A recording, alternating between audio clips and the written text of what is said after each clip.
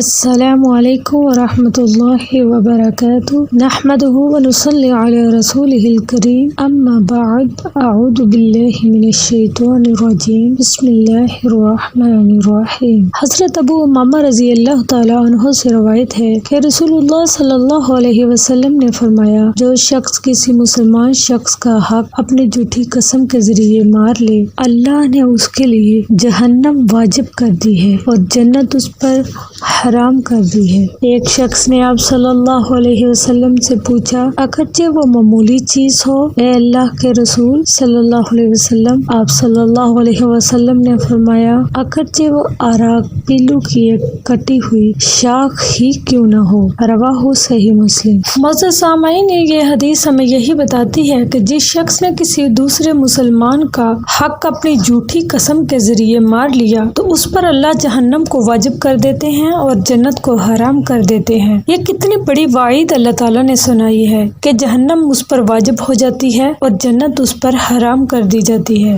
آج ہم معاشرے میں جھوٹی قسموں کے ذریعے اپنے ایمان کا سودا کر دیتے ہیں۔ اللہ کی قسم کو کچھ سمجھتے ہی نہیں، جب چاہتے ہیں معمولی بات پر، چھوٹی چھوٹی چیزوں پر اللہ کی قسم لیتے ہیں۔ کبھی عدالتوں میں جھوٹی قسم اٹھا کر دوسروں کا حق مار لیتے ہیں تو کبھی بات پر قرآن اٹھا لیتے ہیں۔ یہ سب جہالت ہے۔ قرآن پاک کو تو اللہ تعالیٰ نے ہدایت کے لیے نازل کیا تھا، قسمیں اٹھانے کے لیے نہیں۔ اس قرآن کو تو ہم نے پڑھنا ہی چھوڑ دیا، تو پھر ہمیں ہدایت کہاں سے نصیب ہوگی؟ اور آخر میں یہ بتایا جا رہا ہے کہ ایک شخص نے جب آپ صلی اللہ علیہ وسلم سے یہ پوچھا، اگرچہ وہ معمولی چیز ہو اللہ کے رسول، تو آپ صلی اللہ علیہ وسلم نے فرمایا، اگرچہ وہ آراک پیلو کی ایک کٹی ہوئی شاخ ہی کیوں نہ ہو۔ اس سے پتہ چلتا ہے کہ معمولی سے معمولی چیز، چاہے وہ ایک کٹی ہوئی شاخ ہی کیوں نہ ہو، اگر وہ کسی دوسرے بھائی کا حق ہے تو وہ آپ لے لیتے ہیں جھوٹی قسم کے ذریعے، تو اس پر اللہ جہنم کو واجب کر دیں گے اور جنت کو حرام کر دیں گے۔ اللہ تعالیٰ سے دعا ہے اللہ تعالیٰ ہمیں دوسروں کے حق دوسروں تک پہنچانے کی توفیق عطا فرمائے اور جھوٹی قسموں سے ہم سب کو بچا لے۔ آمین ثم آمین۔